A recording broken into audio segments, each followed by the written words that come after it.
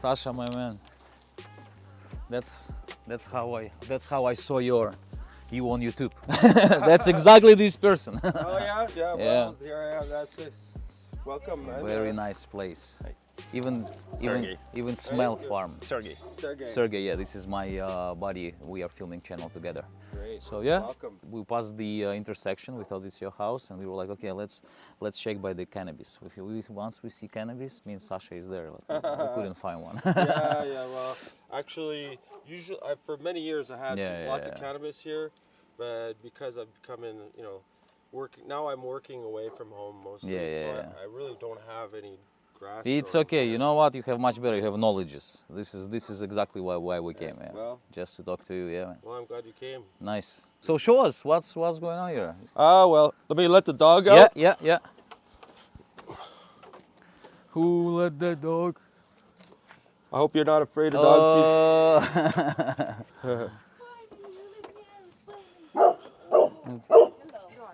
He's barking at the car now. He doesn't like cars. No, he doesn't like when people park there. I don't know why. Oh, really? Yeah. Because that's his place. Yeah. Yeah. He You lies guys, on you the just driveway. took my place, It's guys. okay, Bamboo. Well, I'll show you my greenhouse. Yeah. So this is where, for many years, I grew, medical weed with a personal license, and now my greenhouse is a little old. I need to fix it up, but I'm just using it like a garage, and Oh my God, you have a grape. all I have is grapes everywhere now. Nice. This is your family farm? No, I'll show you my family farm Oh, yeah? after. I built this greenhouse myself, I guess 2014. It's actually the first year that I don't have any ganja to show you, Yeah. but But you will tell us a lot about it, though. Any difference in the land in general in this area, for example, than to Ontario? We were like driving and we were like arguing a little bit. If this land is actually better, because it kind of looks a little bit more rich. In my opinion, yeah. Plus, we saw the soil itself. I mean, rich in plant-wise, right? So the plants are more like bush and stuff. Yeah. At least it seems like. Well, and the soil depends. was very like darkish kind of stuff. Yeah, because in Ontario it's mostly like clay or sand. okay, yeah. Here Well, it's like Ontario's more like it's such a big province. I mean, when you in the in south, GTA, yeah. you have like some of the best land. They grow grapes. They I grow mean, you're close to anything. Niagara, St. Catharines. Exactly. Yeah. When you go north of Toronto, it's not so rich, the land. You can Yeah. see the farmers aren't, they're much poorer actually than here. This area is a very good farming area. I mean, it's a small area, there's still a lot of forest, but we produce milk, mainly it's cows, cheese, maple syrup, Tons of corn, though. corn Yeah. for the cows. For the cows mostly, yeah. Mostly, and some vegetables, but yeah, it's really diverse here. Lots of tourism, lakes, fishing. And it's very lush. It's almost tropical right now. Yeah, like it is, everything. it is. We got It's a lot even of wet, rain this yeah. year. It's humid when Yeah. it's hot. Tons of it's- mushrooms, probably. Tons of mushrooms. Are you guys picking? like mushrooms? Oh, we actually picking mushrooms. We could actually. I wonder. I was thinking maybe after when I show you my Yeah. parents' farm, we can check out a spot. Now is a good time. Oh, really? With Yeah. great pleasure, man. Yeah, With awesome. great pleasure. We are down we to have any. some bolitas. Beautiful. Yeah. Come on in. It's a little cooler in here. Oh my God, so much yeah, better. that's one luxury we have is air conditioning. Yeah, that's so true. You guys thirsty? Maybe. Some No, we all good. I think we just need Water. to we just need to pick a place to have an interview. So I was thinking we could actually, because we can visit my parents' farm. Yep. There's also the site where we have our festival. Yeah. It's like it's a little summer village by the river. All right, then yeah, I have some corn from the garden. Maybe later Oh, we can beautiful, come nice. back Thanks, man. Thanks. have some food. Are we gonna And, walk to your parents or we gonna We'll drive. Oh, beautiful. drive. Nice. You have exclusive footage, man. Nobody ever comes to interview me at my house. Вот на таких машинах ездят легендарные бридеры. Легендарному бридеру легендарная машина.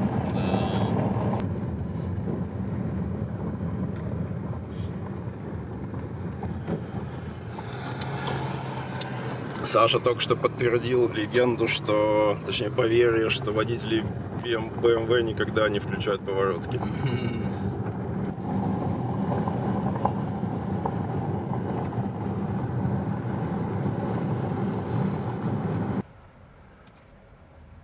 По лесу едем. Вообще. Вау. Смотри. Я так понимаю, они тут сдают вот эти домики. Здесь фестиваль, под фестиваль. И мы там сядем сейчас. It looks something gonna happen here. As far as I see, many people will do different activities. What is it? Well, this is a festival site. My brother and I have been having this festival. Now it's been 17 years, except for during pandemic, we missed 1 year. Yeah. But yeah, it's a little music, dance, multimedia festival. Beautiful. And there's camping. What kind of music though? It's a very lots of different kinds of music. First we have like local folk music, Nice. different kinds of world music. Then we have some reggae, some new kinds of rock bands from Montreal and further. Next weekend we're having a little party again for the volunteers because there's like 200 people that work for this festival. Wow, how many people actually in general were invited and visiting? Up to 2,000. No way. Yeah. So looks like we know where to make festival in Canada. Yeah. You guys definitely have to check it out. Wow. And we have Any cannabis relation to the festival? Well. I mean, yes, I understand that everybody's smoking. Actually, Joint Doctor, myself, I'm a sponsor of the festival. Oh, I mean, since the beginning. Yeah. But apart from that, it's not specifically, but it's a place where people are free to smoke. Ganja is just normal here. And there's also a lot of kids. There's a lot of families, you know what I mean?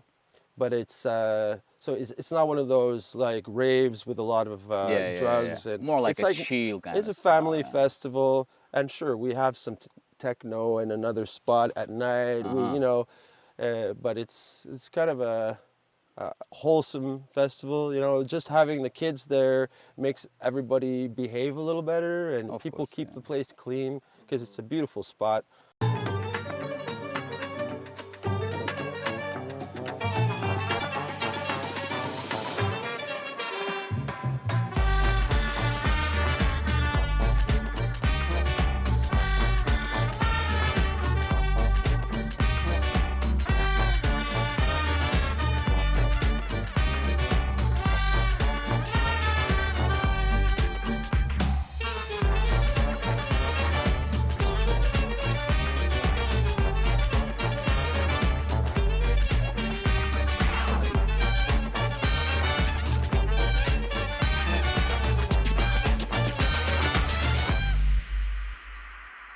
So this is the land of Pretty your awesome. parents.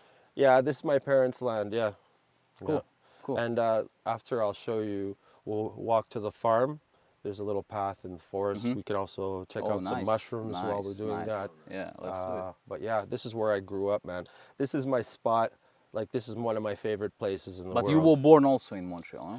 I was born in Montreal. We moved out. My parents were like looking to get out of the city. They were young, sort of hippies, And Like my we are father, pretty much like us, Yeah.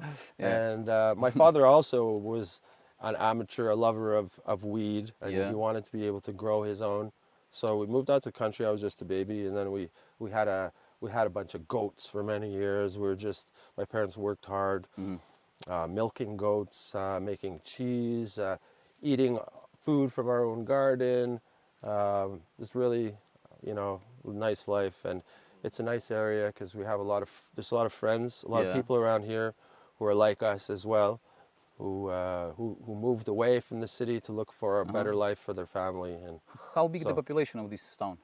Toropkh's only about 20,000. 20,000? Yeah. Any industrial growing facilities over here? Any maybe for some processing facilities in the area? Because we actually, what we figure out, tell me if I'm wrong, but we figure out that feels like it's much less dispensaries than in Ontario.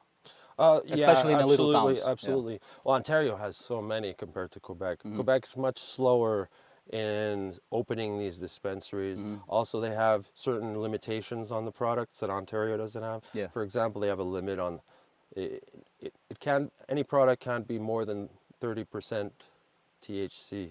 Yes. So yeah. hashish is mostly, we make hashish actually. We also brought you some hashish. Oh, yeah? Our hashish. Yeah. Awesome. From I love it. I love Mazar. it. Oh wow, Yeah, Mazar. yeah. That's an amazing Yeah. plant. I grew that a long time ago. Nice, nice. When I was young, growing up, well, 17, 18, I started to grow weed. Yeah. And actually, it was a spot right across the river. Really? I where think was growing it would be one of the best places to actually take an interview since we already pretty much started. There is a river over there, right? Yeah, I'll show you the river Uh-huh. here. So, as you can see, our main stage, the changing room for it's a changing room, artists. okay. Yeah, my brother is quite the artist as well. He's the one who built that with his hands. Everything here you see is out of the materials that we harvested here, the trees. Oh, so you pretty much build it from your own wood. Oh yeah, All this stuff. all our own wood. Yeah, Nice, yeah. nice. So actually, every year there's some new structure. I think there's like 15 now, all over the place. One sec, Sasha, I need to do something. One sec. One sec. Две тары пластика, водный. No. From there actually, yeah. One sec. Wagwan, brothers and sisters! С вами канал Toropkh. Вся толпа, которая здесь, как вы себя чувствуете? Because we are also planning festival on 20th of April 2024 in Thailand, Phuket. Wow. Yeah, it's gonna be the first Russian-speaking cannabis festival, pretty much. Oh wow. It might actually even be smaller than your event over here, because we are planning about maybe like, I don't know, 1,000, 1,500 people. Sure. Yeah, but yeah. Huh. Wow, that's great. So I guess that's the place where you were like hanging out when you were a kid. Yeah, exactly. Just standing on a stone right there. Yeah. Like Bob Marley. You know, Bob Marley used to use a stone for a pillow. Yeah. And he was like laying down and writing the Exactly. songs. Same thing. Same thing. Yeah. And eating mushrooms and just becoming one with the river. You know what I mean? Yeah. When I was a kid, I was fishing in this river. Yeah, there's fish. There's You know what was funny to hear that you also kind of collecting mushrooms. It's hearing it from a Canadian person. Yeah. Almost very rare. It's a very small community of the mushroom. It's growing, guys it's over here, growing, but it's definitely been, it's a passion of mine since a few years. I took a couple courses to, one was growing mushrooms, the other one was identifying mushrooms, and I'm on a couple online groups. So now, it's like hunting mushrooms for me is what I do when I have just a little time. I go with my Psilocybin dog. mushrooms? Not here, no. Yeah. No. We have amanitas. Yeah. But psilocybin, not so much. And now they're trying to push down natural medicine. Yes. Yeah. It's a big problem because it's like Health Canada, everything. It's going to kill the small industry, the small, even just teas and cosmetics has to be registered and identification number, testing. So it's really hard for the small guy, Yeah. And it's crazy because, I mean, you can get, they try to separate medicine from natural medicine, and like people think of medicine as pills and pharmaceuticals. They even giving it a name, alternative medicine. Medicine is something which helps, right? So this is medicine, and this is also can be medicine, even though it's made from plant. Exactly, it's not alternative. Exactly. It's normal medicine. Yes. It's what we've been using for thousands of Pharma years. is alternative, exactly. It's Synthesizing true. is alternative. Synthetic yeah. medicine. That's Yeah. what we should call it. Yeah. But there's more money in synthetics 100%, because they and- can patent yeah, it, and yeah. how it goes. So So let's go sit for interview. we can let's get some chairs if Yeah. you want. Yeah, let's do it. Yeah. Yeah. Okay. Perfect. We're gonna speak Russian once in a while, so don't be shy. Plus, you know how it sounds. I don't mind. It sounds like what the fuck they're doing right now. It's okay. It's a free country, so you can speak whatever language you're welcome to speak. What's your background, by the way? Most of our subscribers believe you're Russian. Yeah, that's I don't funny. know why. Like all of them think you're Russian. Like Okay. a lot. Yeah. Maybe because of the name. Or I think it's because of autoflower, because just like relation, and because you were very, very related to Zagi. Yeah, That's exactly. I think it's Somebody for was my translating you, connection. right, over there. Oh yeah, oh yeah. So that's why. For exactly plus the like name. Yeah. yeah. Well, the name number one, right? Also, the fact that one of my partners in this, who was involved in Zagi before, his name is Sasha too. Of course, he's from Russia. He's in Czech Republic now, managing our business. But when we're together, you know, we're the two Sashas. So, yeah, it's and also people just didn't know. For a long time, I had to stay underground, so things stayed mysterious. I didn't have too much time to go on the websites and forums anymore. So there was like a lot of mystery about who I really was, you know. And even here locally in Canada, people don't.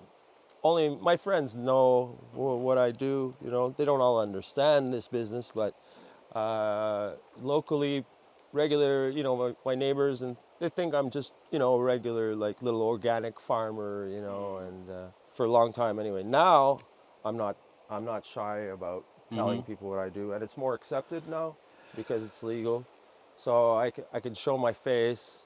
It's nice to not be afraid anymore. 100%. And Yeah. not be paranoid, you know. Opens Police doors. stops yeah. me the other day. You saw the old car I drive, right? They, you know, Pretty you sketchy for cops, right? See, Yeah. You see how I look, right? Yeah. And they're like, the cop stops me, and he doesn't ask me for my license, for anything. He says, "What do you do?" I'm like, "Oh, well, I'm going to work. I live here. I'm going to work there." He says, No. He says, "What do you do?" I say, well, I work in the cannabis industry." He's like, "Cannabis?" I say, "Yeah." He says, "All right, go."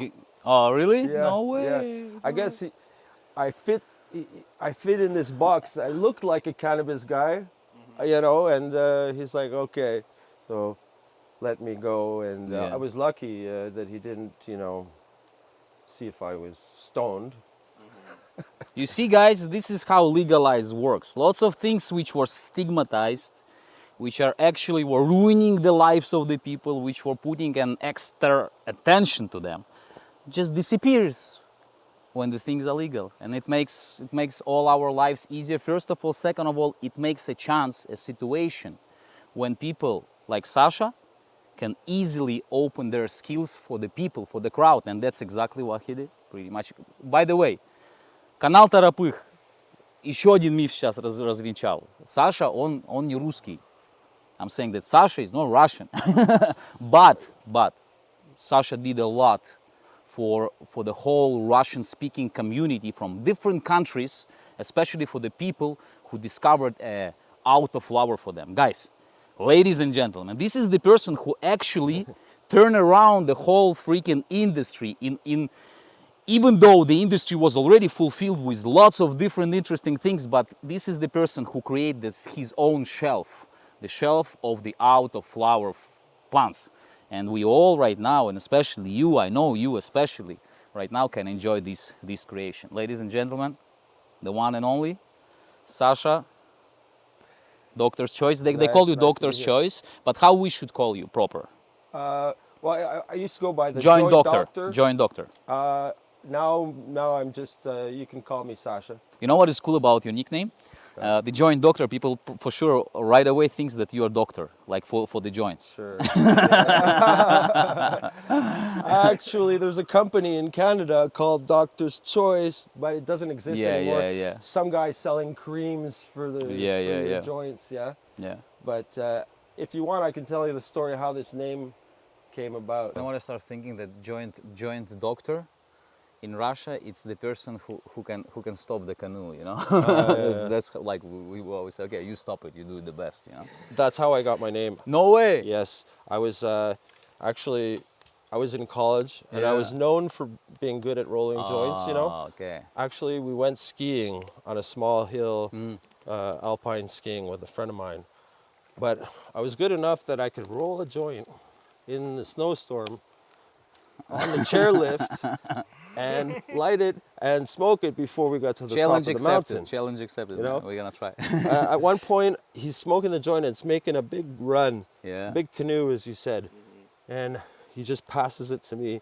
I don't know, somehow I fixed the run, you know, and we finished the joint Yeah. before we got to the top. And he's like, man, you're the joint doctor.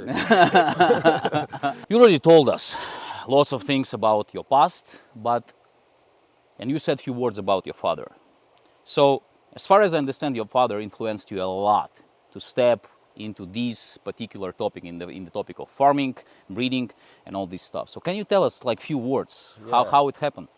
Yeah, well, as I was telling you, my parents moved here to the farm when I was just a little baby, and Yeah. they were looking to start a more healthy life, grow their own food, like a lot of people in the late 60s, you know. Wow, they moved here, what, 72? And so, you know, I grew up with, my parents were very good gardeners. They had goats, making our own cheese, Nice. ice cream, pickles, all kinds of things, you know. And also, my father grew some good weed. Back in the day when not a lot of people knew how to grow weed, and he was growing some seeds that friends had sent back from Colombia and Afghanistan, you know. There was a lot of hippies traveling and they would bring back seeds. My father grew some amazing plants. So when I was like a teenager, I remember my father had a plantation, you know, in back of the house. It was actually not very well hidden, and How old were you? I was 11. Okay. And that was the first time that maybe I started to help out with, I was interested in helping out on the farm. And so by 15 years old, maybe I was like responsible for watering his plants and checking them, making sure that it was safe. And I also understood that he had to be very quiet about this. Yeah. And Did so he I was did he already told you in already this- about it? He told me about it, and in my experience, I saw a lot of adults consuming ganja around me when I was young, and so for me, it didn't have that stigma. I remember I used to hate cigarettes, you know, like unfortunately later on I started to smoke them myself. Fortunately, man. But you know, weed wasn't a negative thing because parents seem to like to play with kids more, and you know, they're more fun to be around. So there wasn't a stigma in my family, but unfortunately my father got, you know, had some problems with the law. He got busted more than once. So For one cannabis. time I remember coming home, you know, I must have been 14, and the cops, there was a bunch of cop cars and a truck, you know, in the front driveway, loading up plants, you know, and I get off the school bus and they're just piling the plants onto my truck. I'm like, oh my God, my father's plants. He's Yeah. gonna be so upset, and they're gonna take him away. You know what I mean? I was so Yeah. scared. I came to the house. My father's there. He's relaxed. He's like, don't worry about it. Everything's gonna be all right. You know, just don't worry about it. It's not such a big deal. You know, and but unfortunately, my father eventually he did some time in prison, and so he's like less than a year in prison. And you know, that experience was really hard on my family, obviously, and you know,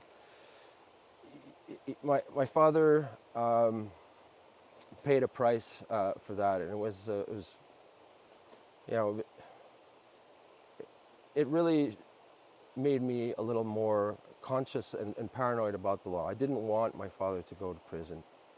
I was also started to be passionate about this plant, you know, even though I didn't smoke yet. I started only smoking when I was like 17, you know, except I made up for lost time once I started, Yeah. you know, I really enjoyed it. But so I was gonna say, like, part of my life sort of mission has been to find a way to work with this plant and be safe with the law, and not to risk, being taken away from my family. And for many years, I lived with that fear, Yes. But so I became very good at growing. I started to take over the growing, and I started to take over growing on not just weed, but on our crops, potatoes, things that we were growing. And I would grow far in the forest. I have nice like clearing in the woods, have my like 40 plants. Partisan. Yeah, guerrilla style, Yeah. But we really grew some good stuff back then. That's where I started to get passion for collecting strains, Your father was not allowing you to smoke. Did he tell you something bad about cannabis, or he just told you like, oh, don't consume until a certain age?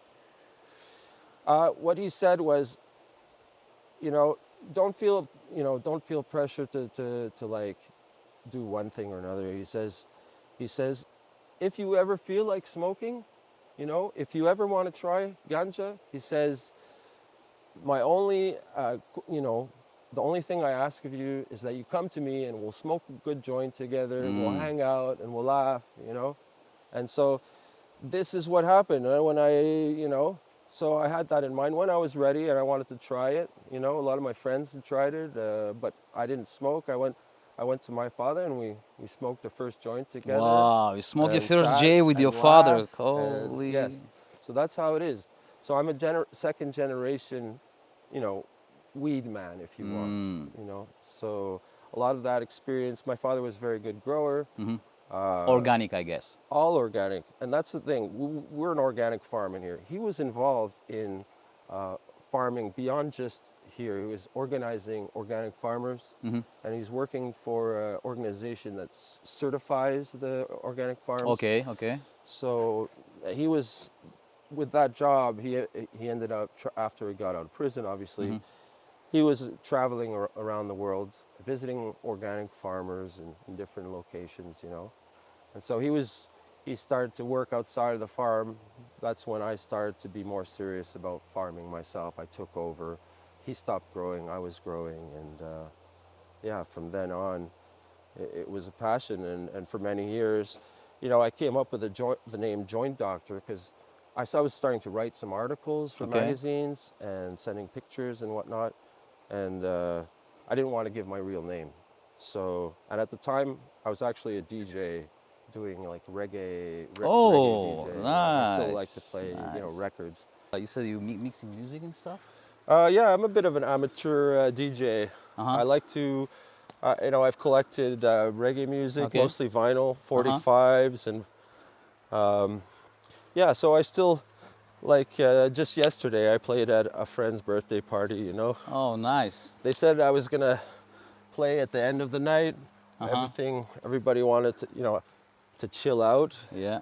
To reggae music because it was more like electronic music and stuff. But I didn't know the end of the night would be the next day. It was like I started playing at 8 o'clock in the morning. Yeah. That's why you but said it was perfect. Reggae festival. We start googling. Okay, where is the reggae festival in Montreal? We couldn't find anything. Yeah, there used to be a reggae festival, but there's not much in the summer for reggae. There's a lot of reggae bands and artists, but actually during the summer they usually travel. That's where they get their gigs. So we export a lot of music. What are you playing? Roots reggae, dancehall? A little everything actually. Yeah, I'll play anything from like old rock steady. Okay. Like late 60s, 45s, and stuff people haven't necessarily heard, but just reggae classics. For sure, I love roots music. I also grew up in the 80s. Black Uhuru, Bob Marley, of course. Exactly. All the classics like Burning Spear and Burning Spear. Also, I grew up in the 80s, so that was the beginning of dancehall music. So I have a lot of. I also can play, up-tempo reggae like dancehall. Cool. Old dancehall, new style. Even to jungle music. Whoa, nice. So Yeah, a little That's bit probably of this and everything. your relationship with Britons, right? That's why jungle music. Yeah, Some yeah, that was, influence yeah, from exactly. East London. True, Yeah, true. And from Northern England, yeah, from yeah, Sheffield. yeah. I had some good friends I met traveling who were ravers, Oh wow. but from England, from Northern England, yeah. And they introduced me to that style, Yeah, yeah. Your Yeah, father was growing in 70s, right? Or exactly. 80s. Which strains 70s up till the 80s. did he grow? Like, There so was not so many strains. there was Afghani, that on the indica side you had some Afghani plants which grew well here. Uh, Real indicas, and they were strong. And because he knew how to separate the males, he was producing sinsemilla, and there wasn't a lot of people who knew how to do that back then, And the other one was there was a strain of Colombian seeds that my father brought back with him from Colombia. So these were much taller plants. Landrace, right?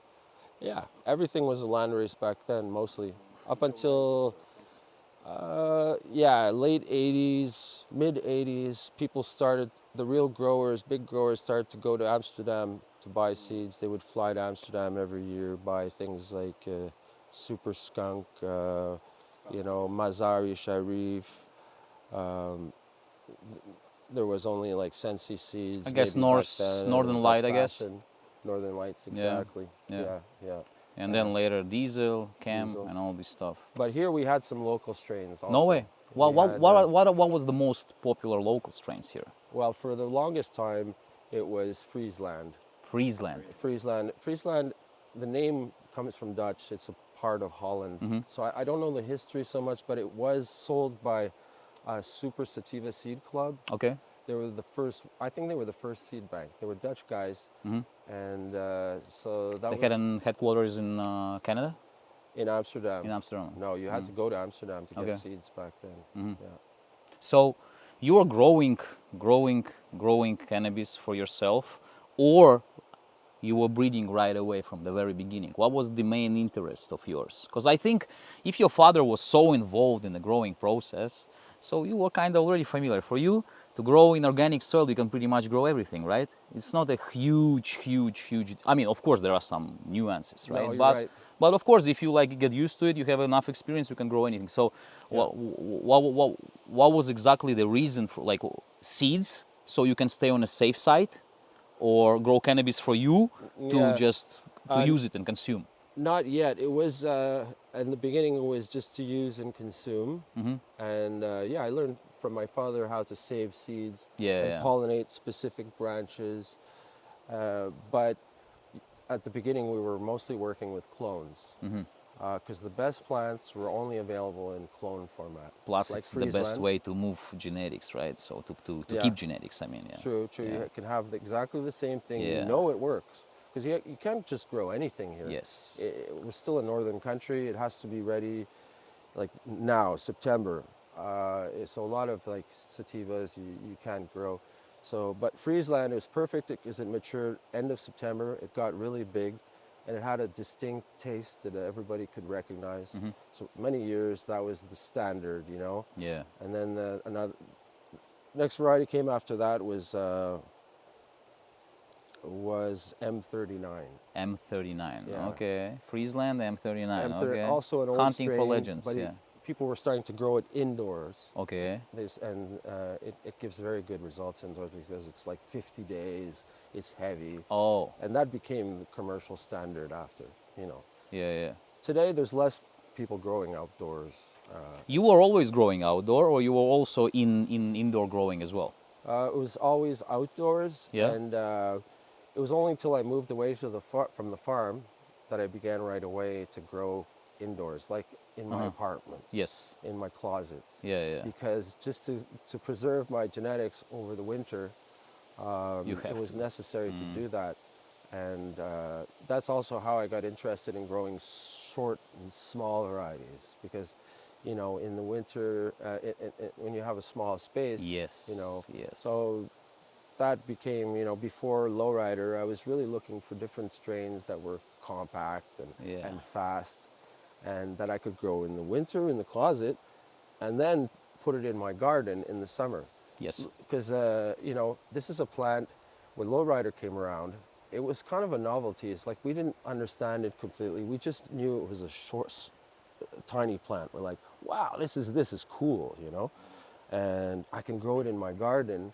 The first thing we thought was like, we can grow it in our garden. So the first Nobody can F1 notice, you were nobody can see it. considering as just short plants, Yeah. but you were not thinking that this plant actually will be an autoflower. That's what you mean. Well, you know, at first, no, it was just about fast flowering and short plants, and maybe didn't understand the mechanism of autoflowering, Yes. what we call autoflowering today. We weren't using the word yet. Ruderalis. Yeah, ruderalis. That's the right word.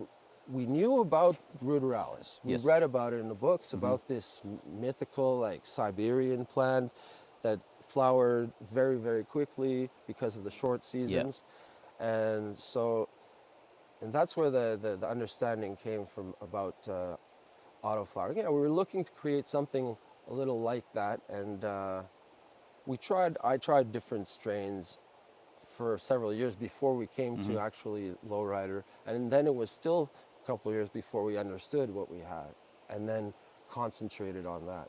You know? But you make it in purpose. And the same, one more question in the same topic.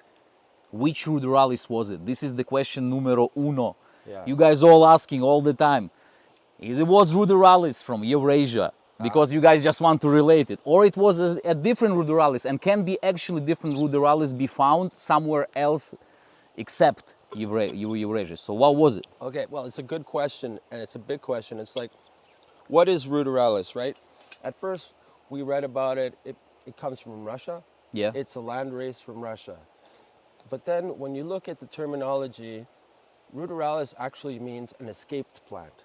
So it means wild, but it means something that escaped from cultivation. Yes. So semi-wild, because cannabis has been cultivated for thousands of years. So there isn't anything that's like strictly wild anymore. You know, this is like, so ruderalis, I came to find out that there's many ruderalis plants from different, it can happen almost anywhere where an escaped plant becomes adapted to growing short and changes over a couple generations, you know. If you have a large enough population of plants, there's going to be some autoflowering genes, ruderalis genes in there, by accident, just from pollen from you know, wild plants. And so the answer to your question, though, as far as where the Mexican ruderalis came from, we called it the Rudy. It came from my friend Antonio. Okay, this is what came before Lowryder. Okay, Mexican ruderalis. Antonio was this Mexican guy who lived here. He was a friend of mine. He had hair like this. He was, to me, he was like a Rasta man, you know.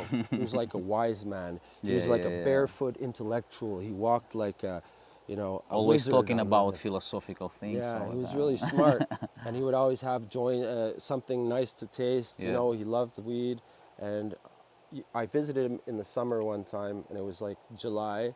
And nobody had anything to smoke, right?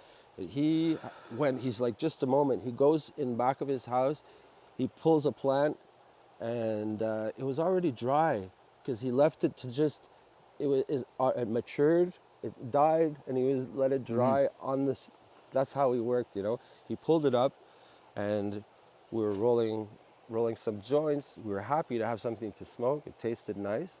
It wasn't very strong. It had very little buzz, but it was still nice because, you know, nobody would complain, you know. When you don't have And it had a anything. nice taste.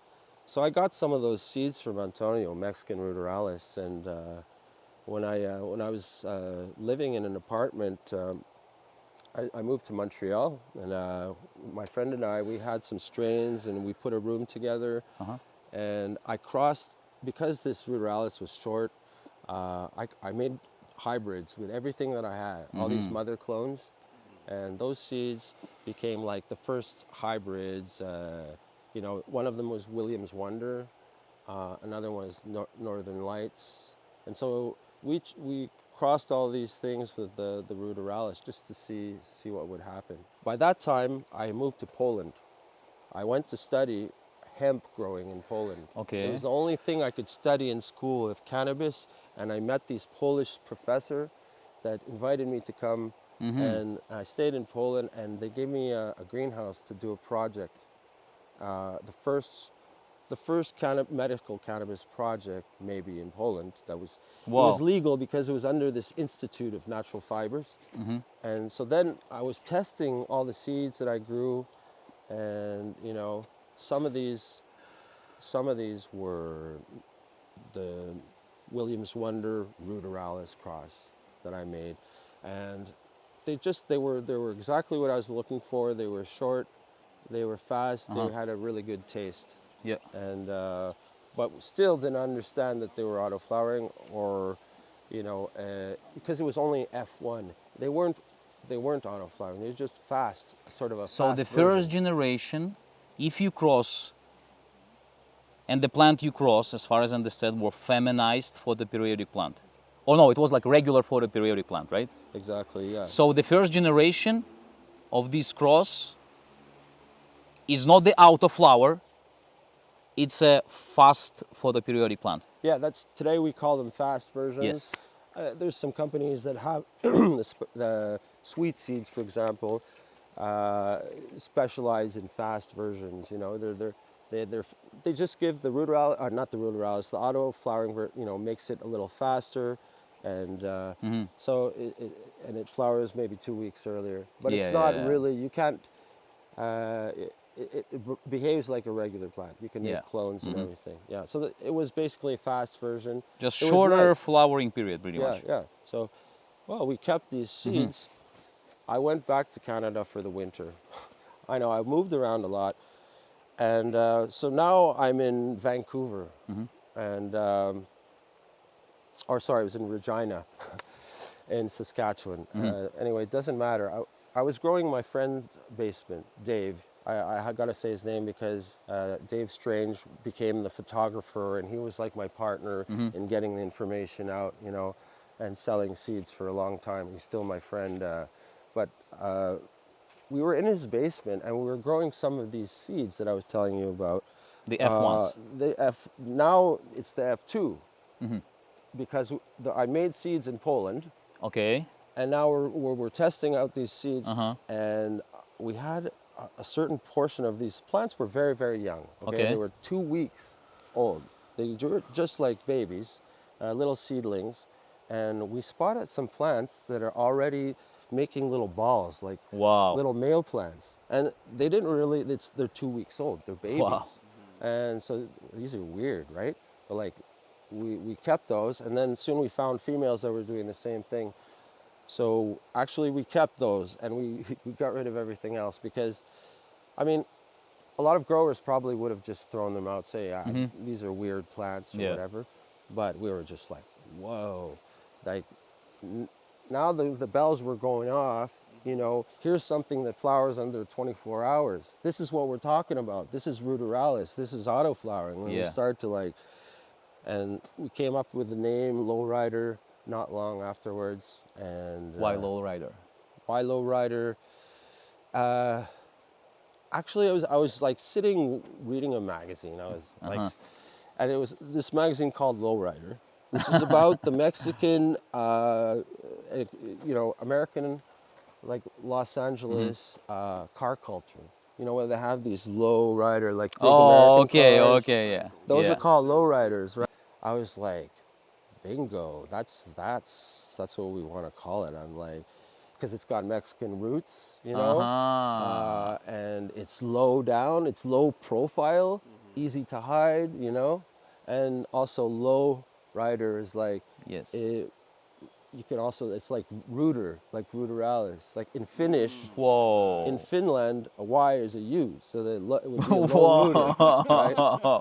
From all the interviews we had, to be honest, this story has the biggest fulfillment of symbolism. Like literally, it's so rich in meanings, right? Yeah, well, it's fun to be able to tell the story. You know, I'm glad you ask, because like I'm happy to share it now, and I've been thinking a lot, especially doing interviews more and more. I've had to like go back into my archives, my pictures, and just remember, because it's been a long life. It's been a long career already so far. Yeah. Still not over though. I got some 100%. new things to do for sure. Let's say you have a ruderalis plant. Yeah. And you have a very nice feminized photoperiodic genetics. And you want to create a autoflower plant. So what is the process in a few words? If it's possible to describe in a few words. I think I can give you a quick Yeah. idea. So basically, if you're taking a regular plant, crossing it with an auto-flowering plant. So you have one regular plant that you like, maybe you want to make an auto-flowering version. So you pick an auto-flowering variety, maybe one that's already a little bit similar, something good, you know, and you have a female for example, you can have a female from the auto-flowering, like, so you get a regular seeds, not feminized, and once you get pollen from a male auto-flowering plant, you can pollinate the regular plant, so you get seeds from that, basically. You know, I'm giving you a fast version, but obviously timing is really important in all this. Yeah. But, so then you get what we call F1 seeds. So that's, you know, seeds with regular parents on one side, feminized auto-flowering on the other side. Those plants are not auto-flowering because, you know, the gene that controls auto-flowering is recessive. So it's not dominant. When it's crossed with a regular variety, it's just going to make another regular variety. It has that code in it, but it's recessive. So all it does is flower faster. It takes some characteristics from both parents. So this is what we call fast flowering plants. Yeah, we call those fast flowering plants, and those are good. They're not really auto flowering yet, because you can clone them, and they don't flower automatically. Obviously, you have to put them under 12 hours of light or whatever. Yeah. So, but those F1s, now if you take two plants for the F1s, a male, female, for example, or many males, many females, cross those F1 seeds together to get F2 seeds, you will get some of those plants will come as auto flowering, like statistically 25%. So that in the third generation, when you grow out those seeds, you will have 25% auto flowering. And now if you only keep those auto flowering 25%, cross them to each other, Okay. now you have 100% auto flowering variety. And it's auto flowering, but I have to say it's probably not ready to be sold yet. Because ideally, this is still recessive. No, by the time you get the third generation, Yeah.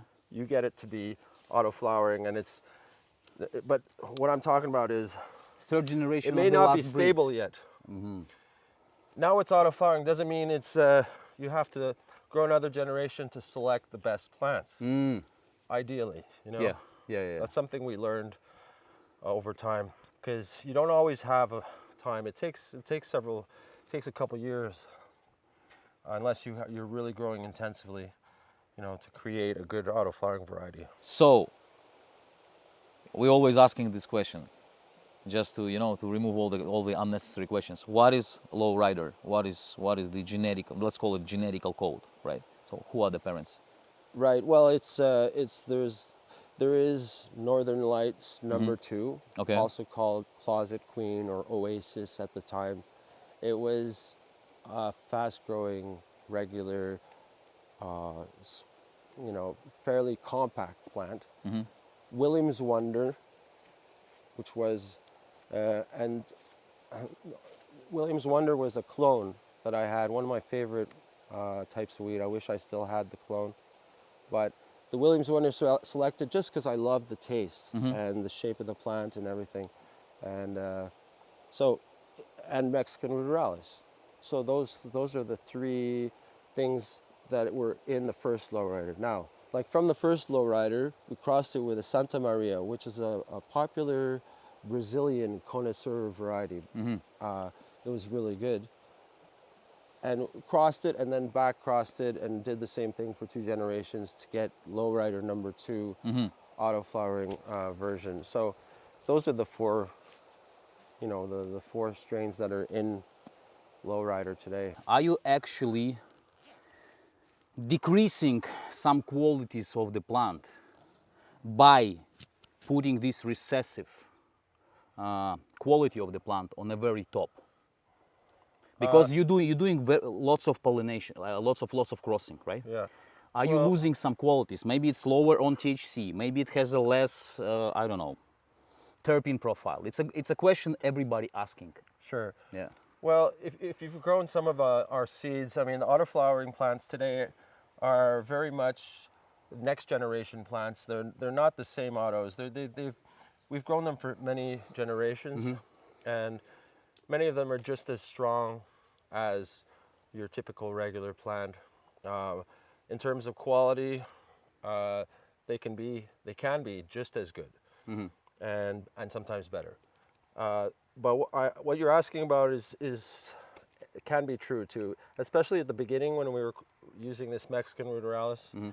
There are some undesirable characteristics that come out of this, that come with the autoflowering. Other characteristics like just wild looking, small flowers, or very, very small.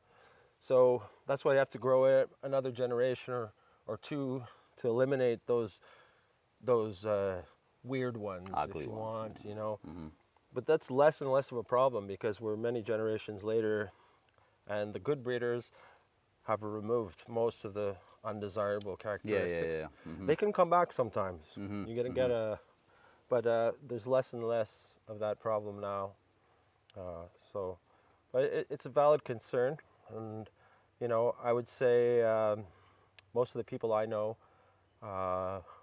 they don't necessarily, they're not looking for the strongest plant. They want it to be strong, but they want other qualities as well. Yeah. Flavor, taste, profile, and buzz, but also just easy to grow. That's the number 1 for autoflowers. Yeah. I mean, my father, in his garden, he likes to test my seeds, and every year, and he's a great gardener, like and he gets some amazing results in the garden. I have a question, and it's not my question. It's subscribers again asking me a question. Okay. Where we can find, all of us can find the Easy Rider? Like, because as far as I understand, again, it's not from me, it's from my subscribers. This strain used to be very popular in the home grow. Let's call it in a secret home grow where legalized is not there yet, Yeah, Easy Rider was actually, after Lowryder number 2, Easy Rider was a good success. It was one of the top strains for a while in Europe. Yeah. And it unfortunately, like it doesn't exist for sale right now.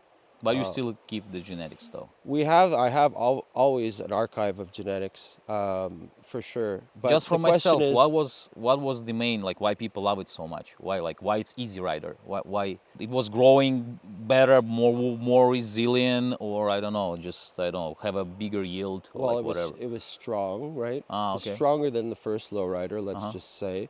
It also had some sativa in it from Okay. AK-47. AK-47 was a popular plant for growers back then, like before amnesia and stuff. There was, there wasn't a lot of sativa hybrids. Yeah.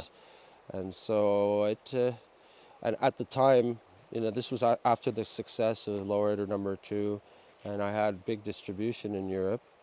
Yeah, it was a success, but unfortunately, it's a long story, but things happened where I lost some of my, I had to really reduce my, I had to stop growing for a while. And I had some problems actually with people stealing my genetics. People selling my genetics under my name. Oh, even using your name. using my name, Oh wow. and even copywriting my name in Europe. Wow. So I didn't even have control over my own identity. Like the Joint Doctor, Lowryder, trademarked in Europe by somebody else.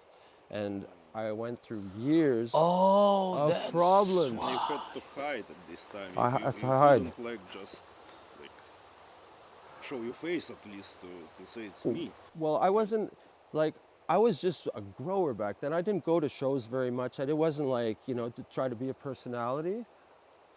Because I was walking the line, you know, it's not just about growing myself. I had other guys who were growing. It's about money too. So it was like, I was stuck. I couldn't grow. I couldn't sell anymore because I didn't own my own intellectual property. Right? I had to find a solution for this, and I ran around trying to find a solution. And I had no money coming in. You know, I had to find other things to do for a while, other jobs, whatever. It was like, and you know, and I'm going to tell you this. I'm not sure if you know, you can share this information if you want. If you allow us, we will share pretty much everything. Yeah. You were asking about my Russian partner and friend, Sasha, and he actually saved me from this situation because he's just a mastermind of negotiation in a Russian way. You know, what he did, and he went to see this guy who stole my, you know. Oh wow. And basically made a deal with him. Where this guy was from? To get me back my name and everything. And it was successful. And after that, and eventually we made a partnership, and we started Doctor's Choice. Oh, So- maybe this is also one of the things which could actually cause the confusion that people calling you Russian, and especially in the Russian-speaking community. Exactly, because people who know us well, I'm talking about other breeders, you know, they know me, and they also know Sasha. We're friends, we're partners. Yeah. And So- yes, very happy with the situation. Cool. It's unusual to work with Russians. At the time, it was like nobody was like, people were afraid to do business with Russians. But I learned that So you have it's not so complicated. you have seeds right now. Let's say it's back then, right? You have a bunch of seeds with some miracle things to do, right? So these plants are actually blooming faster and blooming automatic, right? So you have tons of seeds, like you need to sell them. Who became your first customers? Maybe it was some people from different countries. Yeah. Which countries were your biggest customers? Yeah, I can tell you very quickly. It was Dave, and my buddy Dave started Original Seeds in Montreal. So it was just Canada at first, and then people started to find me on forums because I was active on the internet back then, and I started to get actually British. UK was probably the first place I got interest from foreigners. So it was like this one guy called Dr. Chronic who has a shop in Southend-on-Sea. He happens to have a shop where he sells a lot of grow stuff. And, you know, Yeah. and I actually visited him, and he was my first real distributor. Then bigger guys from the UK.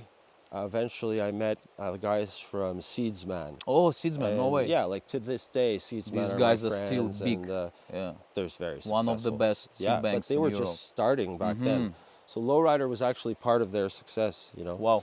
And I also had some other small people that I was selling directly. You know, it was really small amounts back then, and it started a couple guys in Italy who had shops. And then I also got some interest from Russia, and it started to be more and more. You know, there was some breeders from Russia or growers from Russia. I actually went to visit them Oh, no way. because they invited me at one point, and I was like, just wanted to to check it out. You know, I'd never been to Russia. I'd been to the Ukraine. Yeah. Been to Poland, but so I made a special trip to meet these first guys. I met Yevgeny and Dmitry, and they were just some young guys, you know, in a small apartment, and I was like, it was like it's a different world, you know. There. Which year was it? You remember? Moscow was a little bit scary for me, you know. Which year was it? So it must have been about 2006, 2007. Something like 2000. Yeah, Lowryder was very popular in Russia this time. Yeah. Like my very first train I drove myself was Lowryder. Yeah. Oh yeah. In PC case, you know. Small Wow. PC case. Perfect. Yeah, and it was like the first time I actually smoked like good ganja. Oh yeah. Because I'm from small town. Yeah. And the only ganja I could find is like schwack. Sure. With leaves, stems, like seeds. just a mess. It's not even like buds, it's just like mass, you know. Yeah. And after this, when I smoked Lowryder, it was holy fuck. the only weed I could get was like maybe 7-8% THC, and Lowryder was like twice more potent. And I was holy fuck. Amazing. It was so strong at the first time because I smoked too much. I had very low tolerance. Okay, for sure it was your first time. Still, since then, you're still loving computers and marijuana. And this symbiosis. What's happening right now with your brand? So this brand with your face, as far as I understand. It is. With the Canadian flag on the background, as far as I understand, like the red, it's Canadian leaf, right? The maple leaf, and like in the white, you guys see it right now. So it's your brand right now. Yes. It's my brand. It's our brand. Yeah. We're actually a small team, small company. How big is your company? And for now, we're in exile. Okay. In Czech Republic. Wow. That's where our offices are. Okay. Because yes, Canada things are legal, but it's extremely regulated. So I've been working for a few years to try to bring my seeds into the legal world and to produce them, but it's just we're not there yet, right? So that's why we're based in Europe, where there's a certain tolerance for seeds. Genetics. Can be sold as a novelty item. You know what I mean? It's not like that here. You have to go through. There's taxes. There's various levels of government to deal with packaging. You can only sell like 5 seeds at a time. Within about 1 year, we're going to make an entry. I don't want to talk about it too much because, you know, but we're going to come out with a bang in Canada, get our seeds in the stores, you know, into all the provinces, into the government stores with the packaging and, you know, barcodes and everything. So we're working on that. But for that reason, we've been in, you know, we're in Prague, and a lot of our clientele, it's in Europe anyway. This is a special inside view into Shazam Farms, our festival site here. Yeah. Now we're going up through the forest, maybe find some mushrooms. We're going to go up this way. This is actually a really old path. It's been here since before we were here, you know. Yeah. We like to think that it was used by native peoples before us, Abenaki, who lived in this area. Because it's a well-used path. And of course, this river connects a lot of different areas. If you follow the river up to the end, you're in the US, you're in the States. Oh, wow. And connecting to all kinds of hydrological systems down there, which were the highways of the time. This was a spot where apparently it was a summer camping spot because of the birch. This tree here, they used it to make canoes. And you can find this tree all over the place here. Holy. Oh yeah. Good eye, good eye. Look at that. Sergey showed me what is mushroom picking mushrooms, right? And Yeah. now we pretty much every summer going somewhere. And to be honest, most of the time we are very unsuccessful. But looks like the spirits of the forest are on your side. Yeah, yeah, you just have to be persistent Yeah. and look for the signs. This is not a bolitas. It looked like a bolitas. Oh, okay. You know, I'm not even sure what it is. But most likely not But good for. doesn't look interesting to eat. But from the top, We're gonna leave it to moose. Помнишь, у нас была псилоцибиновая свинья? Надо было с собой брать. This is our second stage where we have the techno and stuff. Oh, so it's actually a few different stages as Yeah, well. Wow. we can check it out. This is the amphitheater. Nice.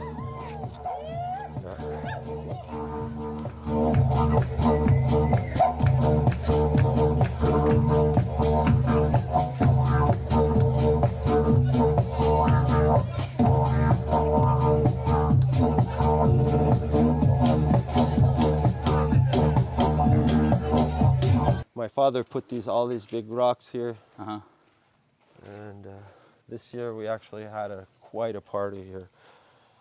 It rained so much during the festival, but it was warm. So, and everybody, believe it or not, people who were here, they couldn't go downstairs anymore. We had to close the No way. path. Why? Because it was so slippery? The river came up so Oh, high. It was shit. dangerous. Yeah. Yeah. That's such a nice place, so you can, if you're too bored, and the rave DJ is not that good, you can always go in the forest, pick up the psilocybin mushroom, eat it, and the mood goes better. Yeah, exactly. That's exactly how it works.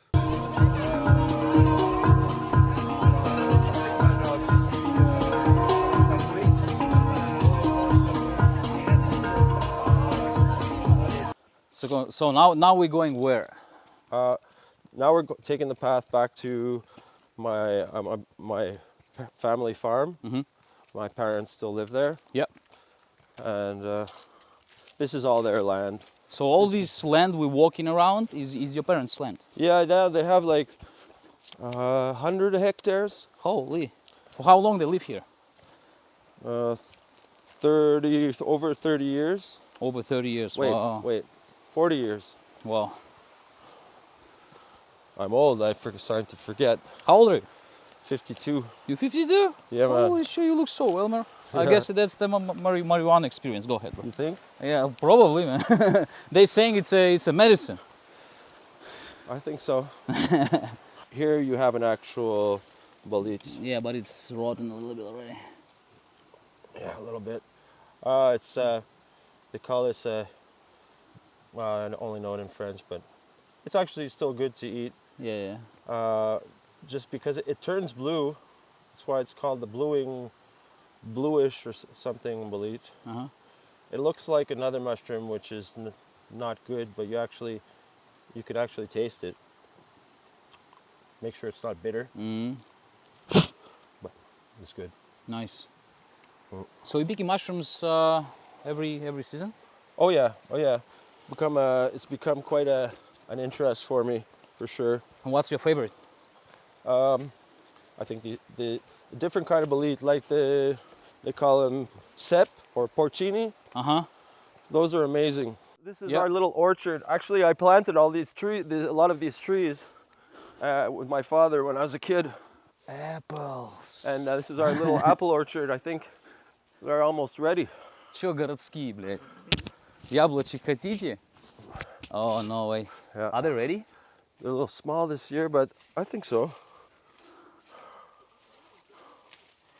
It's gonna be a bit sour. I don't know if it's ready yet. Ты знаешь, что даже протирать не надо их.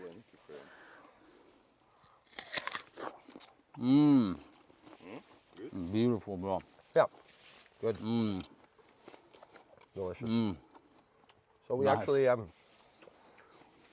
in a couple weeks, we're gonna make juice and cider. Cider is also the thing in here, right? Everybody likes it, right? It's coming back. Used to be very big in the area. Used to be a big apple producing region. Back in the day, though, they didn't grow apples to just put in your lunchbox. It's all for cider. Не тот сидр, которым там травились все. С яблочек, хороший.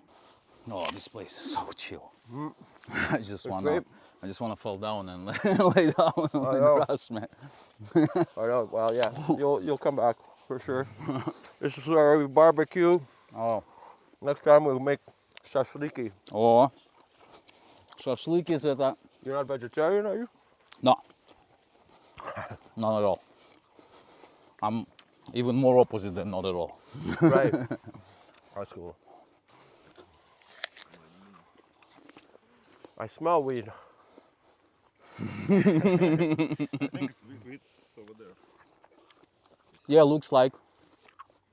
Looks like, but I'm not sure. I smell it. Or maybe just us. Видите, как бризер чувствует? Не, вон там же шмаль растет. Вот мне Вот кажется, эти что высокие, да, это шмаль. Только выглядит как рудералис. Типа, ну или сатива какая-то очень такая вытянутая. Да. Настоящий бридер шмаль издалека чувствую. Во всем многообразии всех запахов, которые сейчас здесь есть. Oh, here. Here is a cute guy. Girl, I mean.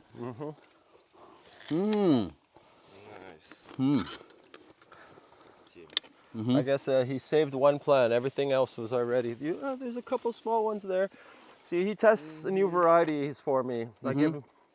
This is something experimental. It's Bruce Banner Auto. Oh, okay. Regular probably. No, it's autoflower. Autoflowers, okay. It's autoflower. It's not very big. This one was probably the last one. It's small, Yeah. but as you see, But you can see the trichom's really nice though. Yeah. Yeah. Be ready soon. Oh yeah, man, you gotta smell that. I was about to ask, but I was like, should I touch it? You know how growers are, like they're so like Yeah, jealous. no, No, don't touch it. This is like a show and tell, you know. Scratch Oh and my sniff. God, man. Amazing, no? Oh my God, seriously. See, that's Yo, that's a smell I love. That's и вот ни грамма. Просто it вообще. reminds me of the Friesland. Oh, Come, let's go see my father. I didn't Oh. know he was there. вау. Вот никакой наигранности. Это вообще, bro, this smell. Yeah, eh? And it sticks on you. You don't know what is it, right? It's Auto Bruce Banner Ah, Bruce crossed Banner. with Okay. something. Yeah. Or it's Friesland. Hi. Hi. Hi. Hey, Sal. Yeah, I wanted to introduce you to my new friends. This is Alan. Hey. He's Nice to meet you. I already heard a lot of good things about you, to be honest. Thank you. Alan Aldatov and Sergey. Sergey? Nice to meet you. I'm the mom. Hi. Hi, this is the mom, Natasha. And the Nice to ladies, meet you, I don't Alan. remember their names yet. Okay. Katya. Катя. А, вы говорите по-русски? Мы говорим по-русски. Yeah. Russian, Russians Canadian. from Toronto. Russian Canadian. Yeah. Toronto, Yeah. okay. Hi, binational. So Sasha told us that you were the one who influenced him to do all this farming stuff, agricultural stuff, and all this breeding as well. Yeah, Yeah. by osmosis. You know, it wasn't a plan. And by osmosis. We had a life on Yeah, farm, yeah, and yeah. Sasha from Yeah. very young age was part of it. Whether to milk goats or feed the cows Yeah. or grow some weed, you know. It was all. It wasn't. It wasn't like planned. It just happened because we had a life. Yeah. And the kids were included. Honestly, staying in front of such an experienced person, I cannot not ask you. When did you start growing cannabis? I don't remember, but probably unsuccessfully. Sometimes around 1973. Oh. You know, that's Yeah. it wasn't successful. It took probably 3 years. Wow. 4 years before. People in this area start growing indicas instead of sativas. The sativas will just take Yeah, yeah, yeah. too mature and Yeah, you basically grow leaves and Yeah. it's nice, but yeah. so sometimes around 76, 7, 8, 9, somewhere. I don't remember exactly, but it was a process that we start growing. Never a big plantations. It was never really what you would call commercial. It was just part of the Yeah, yeah, farm yeah. economy with the cows, with the gardens, Yeah, with natural, everything else, just a natural part. farming, pretty much. Yeah. But now but we got hold of some excellent genetics. Oh, just yeah. From friends to friends. At that time, Yeah, there was yeah. no. Remember the Market names? value. Remember the names of those? I remember the names. I gave it to them. Oh, Yeah, okay. I had a This co- is even more interesting. Yeah, I had a cognac and champagne. It was my two. What do you think if we will try to find some cognac or champagne in these, I don't know, on the streets of Montreal? Can we? Not under Not the anymore. names. Not under the names names. were just private Just names. was your and names. It was, At that time, it was Yeah. a completely, from our point, it was just passion about plants. Yeah, yeah. And that was pretty unique plant. Yeah. Because there is sexuality, you look for male, female. Yeah, yeah, You go yeah, every day, couple kilometers from your house to look at it. So there is and I like that part of relationship with the plant. And then it became just progressively better. And even though so many people think that I know something, but the generations that came after me, that took that knowledge Yeah, yeah. into a completely another dimension, and I Yeah. enjoy watching it. Yeah.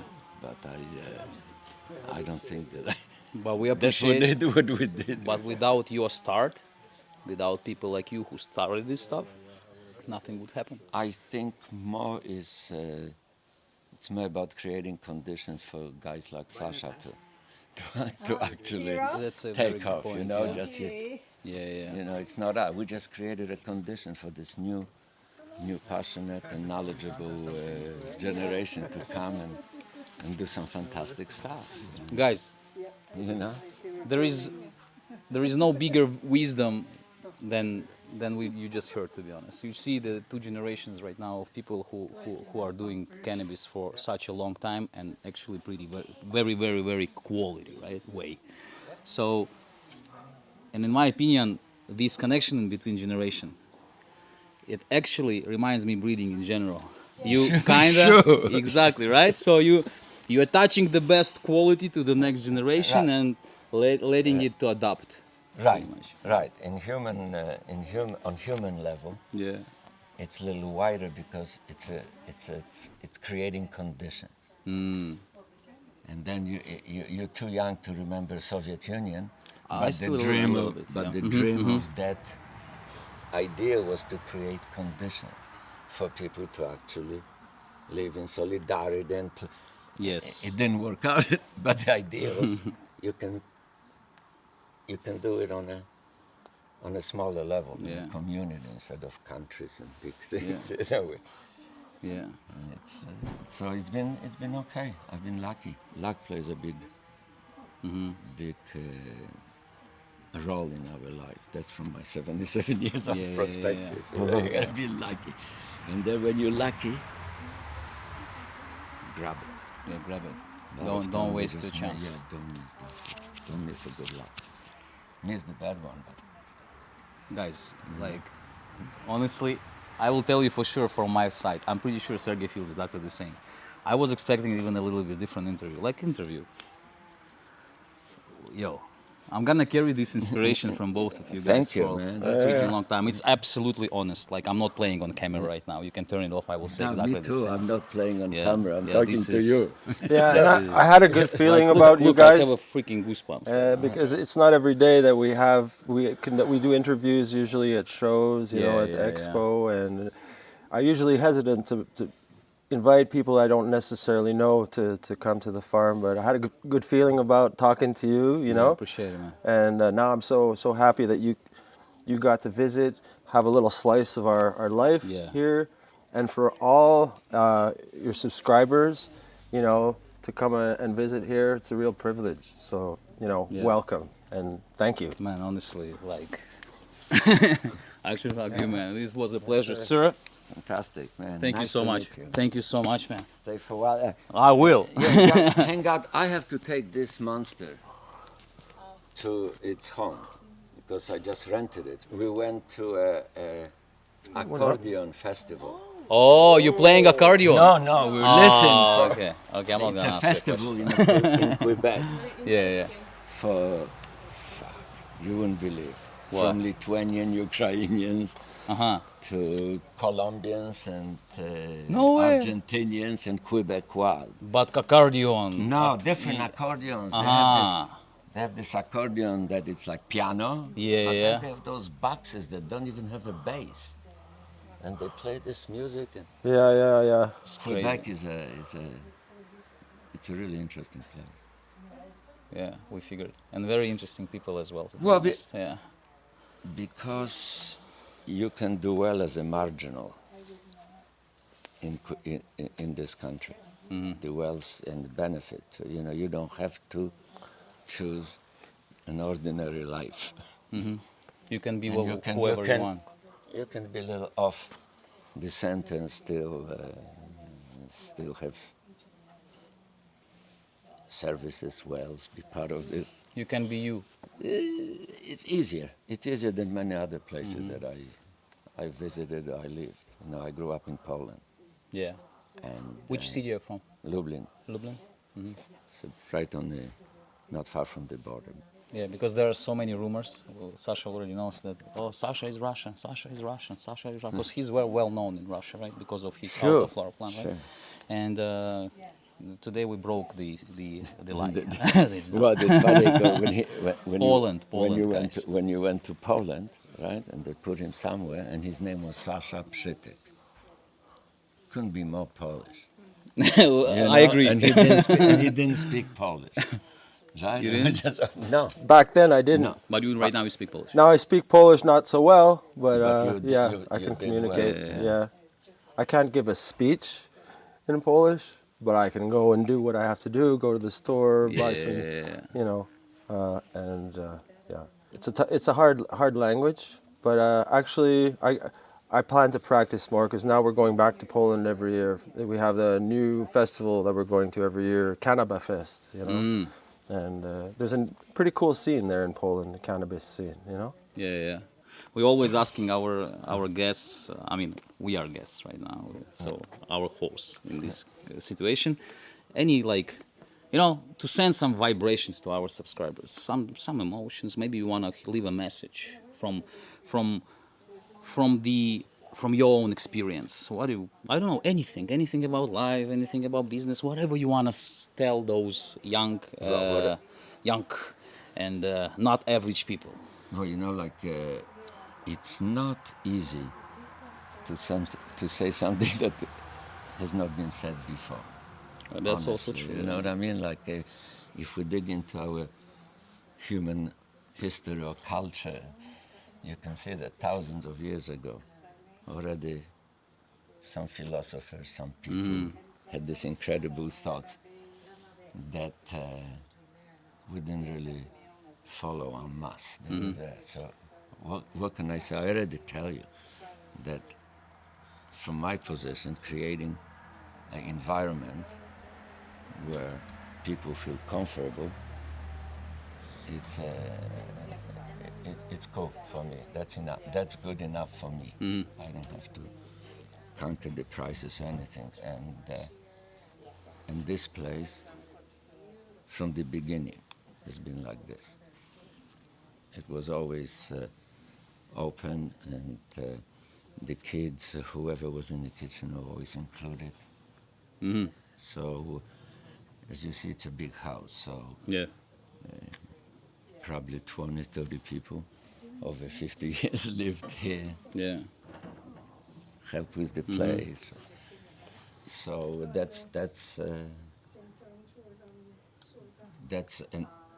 and one thing that we talk a lot about charity in the world that we live in, but I think solidarity is a much better word. I would like to give that message that living in solidarity with others, it's a Skill for life. pretty good thing. Yeah. To me, that's nice. Yeah, and there've been outbursts through history of humans where that movement, that solidarity, vibrated. You know, going to Spain, fight the fascists. You know, in '36. Yeah. You know, there was this. Yeah.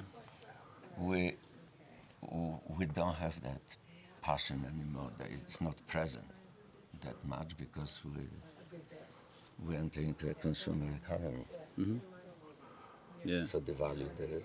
Yeah. Yeah. So in solidarity is a good thing. I think it's a part of the idea of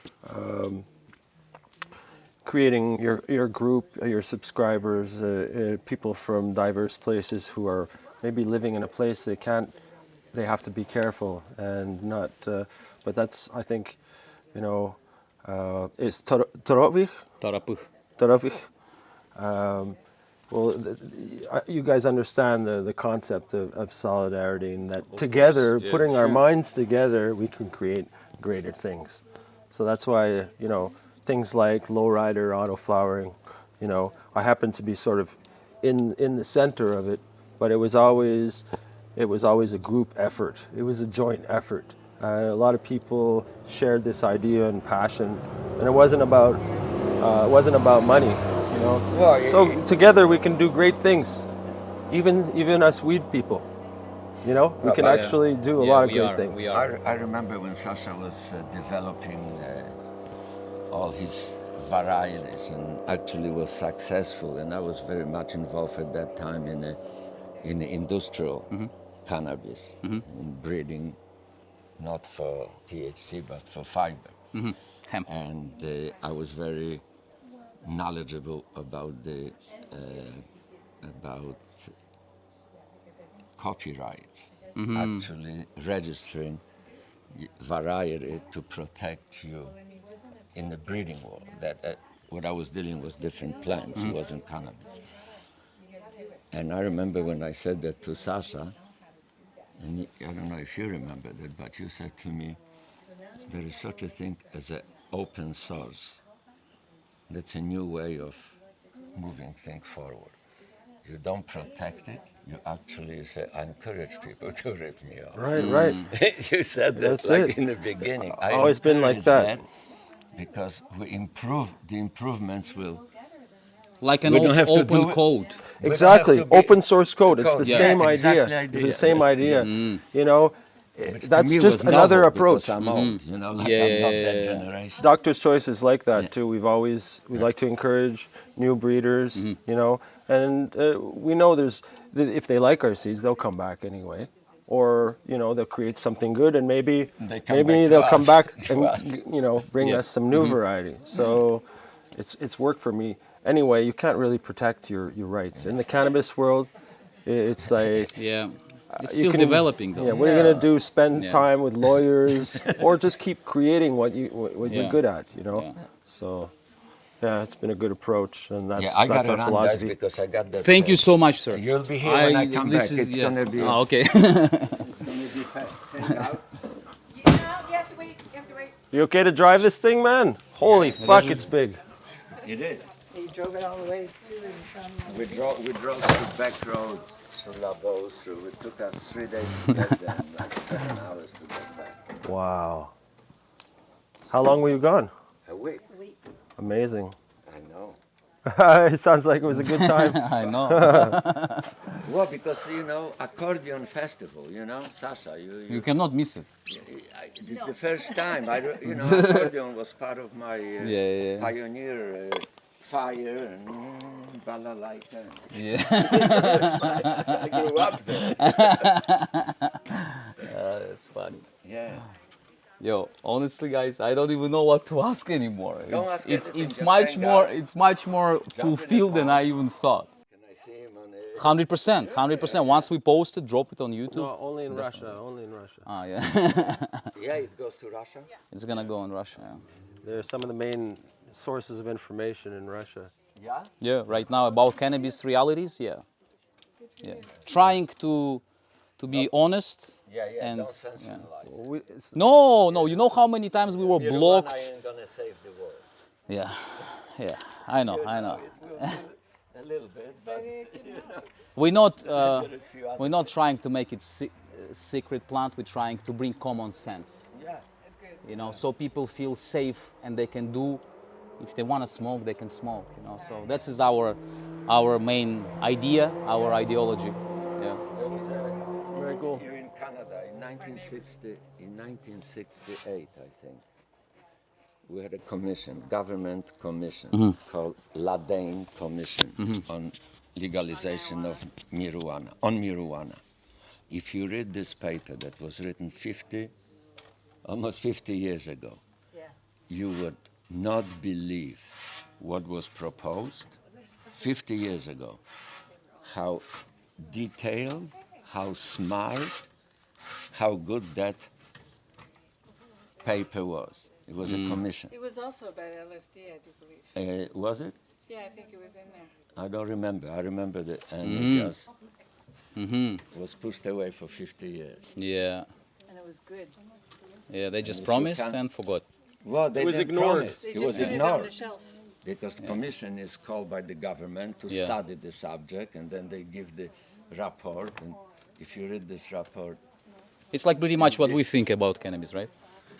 more detail, because they took it like Yeah, yeah. seriously, medically, socially, criminally, prison, Yeah, yeah.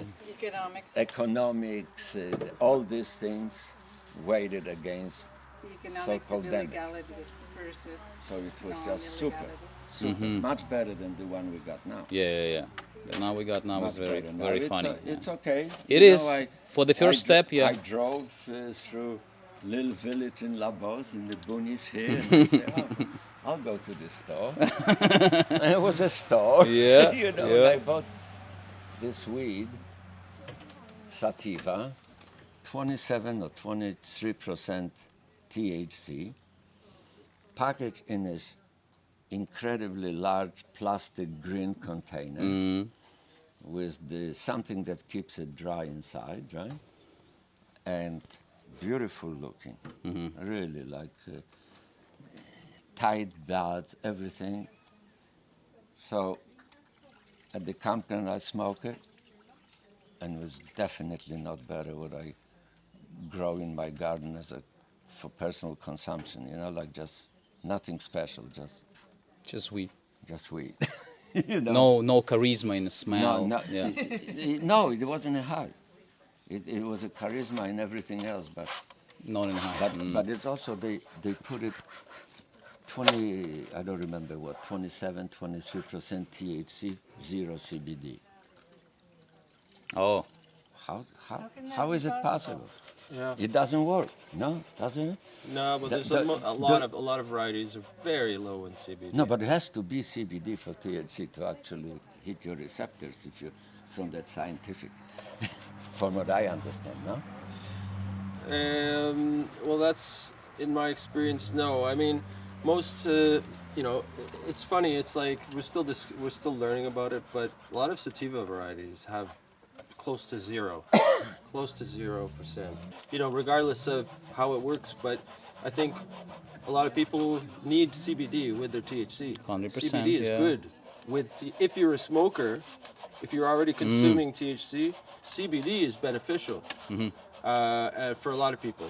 CBD can be beneficial for people who also don't consume At all. THC. Yeah. You know, for them, it has other properties. But for people that smoke, it's good to. A lot of people get anxiety from smoking weed that's too high or paranoid, right? That's where, you know, maybe there's not enough CBD. Maybe we didn't look at we put too much balance. THC, you know. Yeah. There's a limit to all that, you know. A lot of my friends, especially older friends, you know, they don't want it to be too strong. They want to enjoy their smoke. No, but there, you know, like I remember going to to the places when there was a marijuana culture. And marijuana culture is that you smoke a joint and you go to work. Yeah. You know what I mean? Such- You're just moving at that sort of a tropical, slower speed, but you're moving. Yeah, it's yeah, not yeah. like you put your ass on the table and think about Sir, can I ask that. you a question, and you don't necessarily need to answer this question? For how long you smoking cannabis, and how often? And are you doing tolerance breaks? Well, I didn't smoke for 7 years. Didn't smoke. No. Yeah. And then I started smoking when I came to Canada, so since '68. But it wasn't cannabis. Yeah, yeah, yeah. No, it's good. Hashish. Good to have that. Cannabis only happened when I came to the farm, and, a little earlier. People you used to smoke hashish before. Yeah, and then, but I was lucky to spend some time in Colombia, introduce the Colombian grass. That was a completely different Colombian gold. experience. Yeah, whatever the names were, it was early, and it was really wonderful. It was fun. Wow. It was fun. Wow, cool. Thank you so much, know. sir. Thank you so much. I really appreciate it. You know, so far Thank so you. good. Hey, thanks for coming. Thank you. Yeah, good luck. I hope we'll be in touch. and We'll definitely be in touch. You Yeah, know. it's a pleasure, and honestly, I'll and kiss you on the it's an second honor date. for me, to be honest. Not on the first date. No, definitely. I don't kiss women on the first date. Thank you. Thanks for coming. Please come back. Definitely, we will. There's a lot of space. There's a good festival here too. Yeah, we already heard about it, though. I think Sasha told you. Yeah, yeah, Hey, yeah. somebody has to lead me. Sasha, you have to, because it might be too high. Yeah, yeah. Мне нечего больше рассказать. Это лучшее, что мы сняли вообще в жизни. Это даже с точки зрения просто передачи опыта, поколений, разговора с человеком, неважно какого возраста, с точки зрения жизненной философии, жизненной позиции, мотивации, всего на свете, мы увидели и начало, и, в принципе, продолжающийся результат. И каждый делает выводы сам. Но я как будто влюбился в это место, честное слово. Пишите, кстати, пожелания Саше, пишите пожелания его папе, они все прочитают, даже пишите по-русски, все переведут Да. через переводчик, потому что если что-то хотите им пожелать, они будут читать Это комментарии. точно не наша последняя. Stop! The door's open! The door!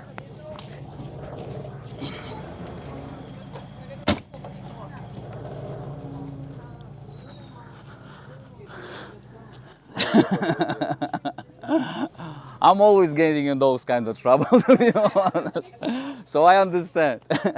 Солидарность. Now, he was talking about solidarity. Now I'm showing solidarity to him. Lesson number 1. Are we gonna smoke your weed right now? Yeah. No way. You know the strain. Of course. I asked a stupid question. Well, I was telling you about sour puffs, Okay. and this is the strain right here. Check it out.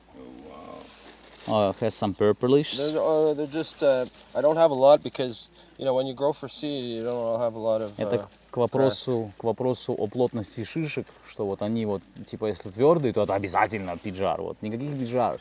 Органик. This is fucking organic. This is the organics of organics. Yeah. Here, you can take some. You guys like hash also? This is my hash I made from my own stuff. Oh, nice. Yeah. Check it out. It's like just from.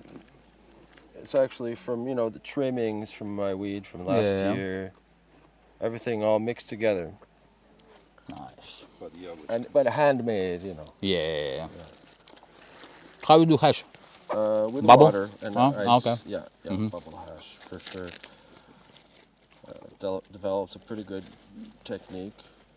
You just need good water. We have great water here. Yeah. I do it in the winter. Use snow. We have lots of snow. And it's free. So yeah, I lost it already. Wow. Hash? No. I'll give it this piece.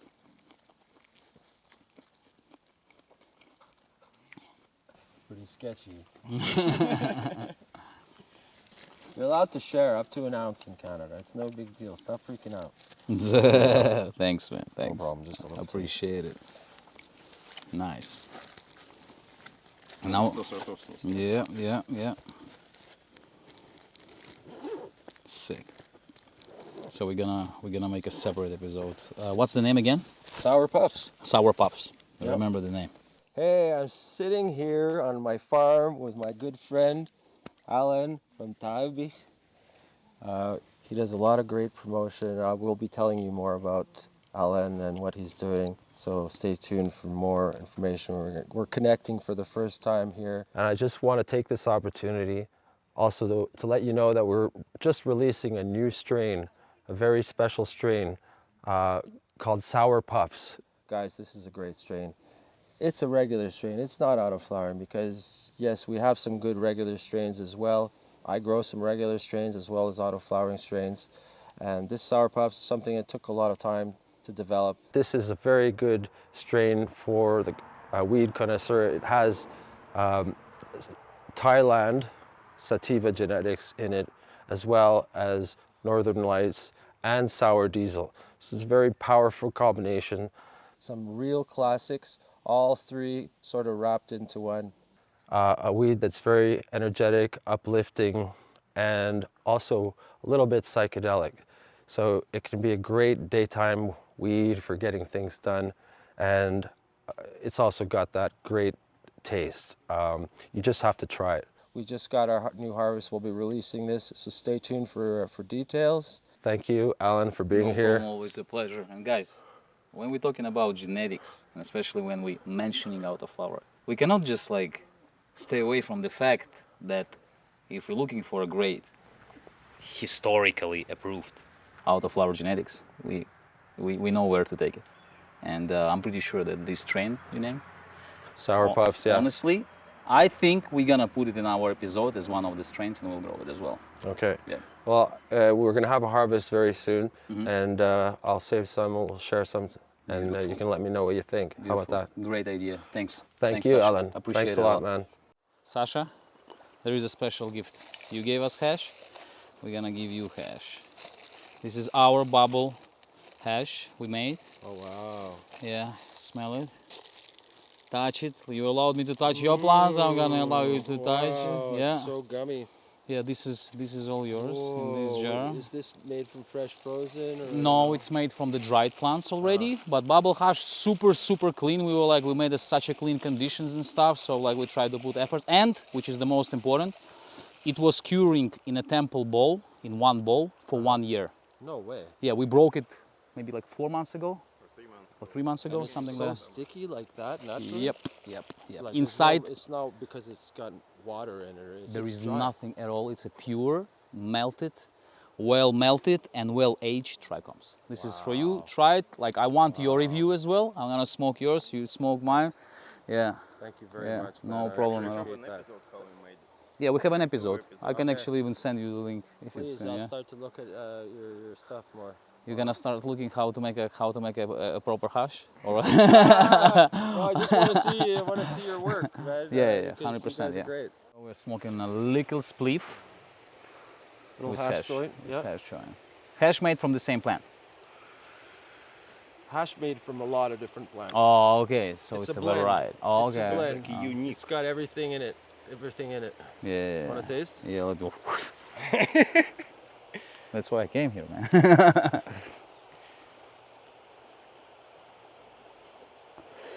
Not so often with smoking spliffs, With hash. especially never with smoked never. You spliff guys, with hash. how do you smoke usually? E-rig. Vaporizer for E-vape? concentrates, Whoops. you know? E-rig. For Yeah. concentrates. That's probably the best way to smoke, Mm. though, for your lungs. Yeah. better for your Probably. lungs, or- I think so because of the total amount of the burnt plant material Yeah, you sure, inhale, sure, right? sure. So probably it's one of the safest, if we can say like that. But again, probably, who knows? Sure, Who knows? sure, Yeah. So good. You like it? What kind of tobacco is it? This is tobacco from the Mohawk Nation Oh, okay. near Montreal, Ganawagi. Because Is it local tobacco? it's grown in Ontario. Mm. So back Yeah. where you guys are, but it's sold by natives because they actually have a right. They have a treaty with the government. They can sell tobacco without paying Yeah, taxes yeah. to Yeah, the yeah. government, right? Yeah. But it just happens to be good and it's organic. No additives. So, you know, tobacco's not so great if you abuse it, but this is good. I like to mix How it your father in is joints, smoking? Right? He mixes tobacco. Tobacco? He does spliffs, yeah. Oh, yeah? He comes from that old school. They all started smoking hash, mixing tobacco, you Yeah. know, like Amsterdam style, yeah. So, ребята, мне, в принципе, добавить больше нечего. Вот честное слово. Это, наверное, было одним из самых приятных, эмоциональных и трогательных, помимо всего прочего, путешествий, которое вообще было на канале Торопкх. Канал Торопкх — это воистину самое душевное шоу о марихуане. И здесь, мне кажется, мы еще больше духа приобрели. Настоящего духа, вот этого вот революционного, бунтарского. Саша, it was a pleasure. It was a pleasure. Thanks a Honor lot, guys. for us, and this trip I will always remember it. I think for the rest of my Thank you, life. Sergey. Thanks a lot. С вами был настоящий создатель автоцветущих сортов Sasha Joint Doctor. The one and the only. Пока. А это Серый, а это Алан. Нас вы знаете. Bye.